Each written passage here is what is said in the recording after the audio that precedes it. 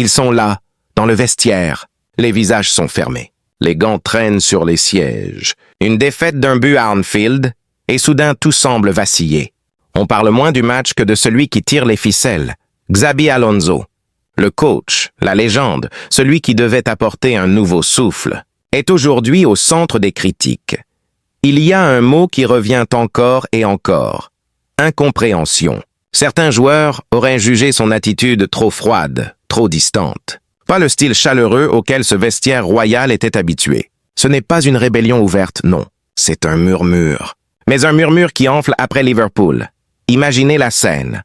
Anfield rugit, le Real vacille. Les choix tactiques surprennent, les remplacements frustrants. Certains joueurs se regardent, d'autres baissent les yeux. Et dans leur tête, une question revient. Pourquoi? Pourquoi avoir exposé certains joueurs? Pourquoi avoir maintenu un système qui ne fonctionnait pas? Pourquoi surtout avoir observé si distant au moment où l'équipe avait besoin d'un leader émotionnel? Sur les réseaux, c'est la tempête. Les fans débattent, les journalistes s'enflamment. Les uns défendent Xabi. Il faut du temps, c'est un projet. Les autres attaquent. Il perd le vestiaire, il s'entête. Les vidéos, les fils de discussion, les débats de télé, tout tourne autour d'une seule idée. Le lien entre Alonso et ses joueurs s'est fragilisé. Et pourtant, les chiffres ne mentent pas. Le Real gagne encore la plupart de ses matchs. Le travail tactique d'Alonso est réel. Mais ce qui bloque, ce n'est pas la stratégie, c'est l'humain. Le groupe ne se sent plus aussi soudé. L'étincelle qui faisait la force du vestiaire semble s'être éteinte. À Anfield, Courtois a encore sauvé les meubles. Mais les erreurs défensives, le manque de créativité, l'absence d'énergie collective ont sauté aux yeux. Les remplacements tardifs, les joueurs en difficulté laissés sur le terrain, tout cela a laissé des traces. Quand un vestiaire commence à se demander si son entraîneur le comprend vraiment, le problème dépasse le football. On entre dans le domaine de la confiance. Et la confiance, une fois fissurée, se reconstruit rarement du jour au lendemain. Certains cadres, habitués à la proximité d'Ancelotti, ressentent la différence. Carlos était le regard, la main sur l'épaule, la protection publique et privée. Xabi, lui, est plus sobre, plus analytique. Mais dans un club comme le Real, où chaque mot, chaque geste pèse, cette distance peut vite être interprétée comme du désintérêt.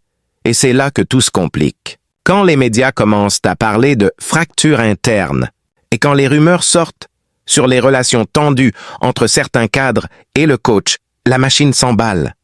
Les critiques deviennent des vérités. Et dans le vestiaire, même les silences prennent un sens. Alonso, face à la presse, a tenté de calmer le jeu. Il a défendu ses joueurs, reconnu les erreurs, expliqué ses choix. Mais parfois, les mots ne suffisent plus. Il faut des gestes, des actes, des regards.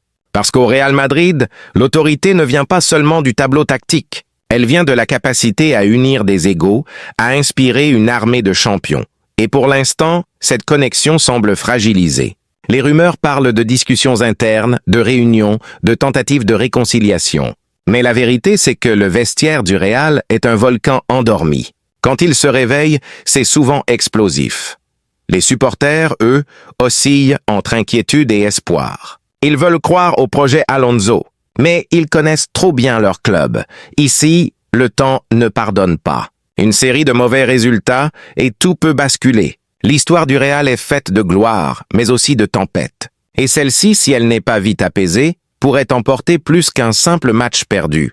Pourtant, tout n'est pas noir. Alonso est respecté, écoutez. Son travail, sa vision, son calme impressionnent encore une grande partie du vestiaire.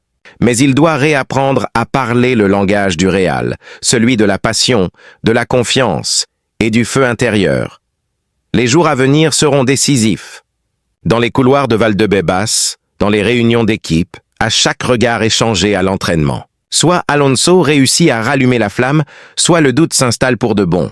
Car au Real Madrid, tout va très vite. Aujourd'hui, on t'encense. Demain, sur la critique. Et le surlendemain, on t'oublie. Alors oui, le vestiaire du Real murmure. Oui, les critiques existent. Mais dans le football, rien n'est jamais figé. Une victoire, un geste, un mot bien placé et tout peut repartir. Xabi Alonso, l'ancien stratège devenu entraîneur, sait ce que c'est qu'un vestiaire fort. Il l'a vécu, il l'a incarné. S'il parvient à transformer ce moment de tension en une source de motivation, alors ce Real pourra renaître. Sinon, Les voix dans l'ombre deviendront des crises. Et dans ce club, les crises finissent toujours par s'entendre. Le Real Madrid n'est pas un club comme les autres. C'est une institution qui dévore ses faibles et consacre ses forts. Xabi le sait. Le vestiaire le sait. Et maintenant, tout le monde attend de voir qui sortira vainqueur de cette tempête.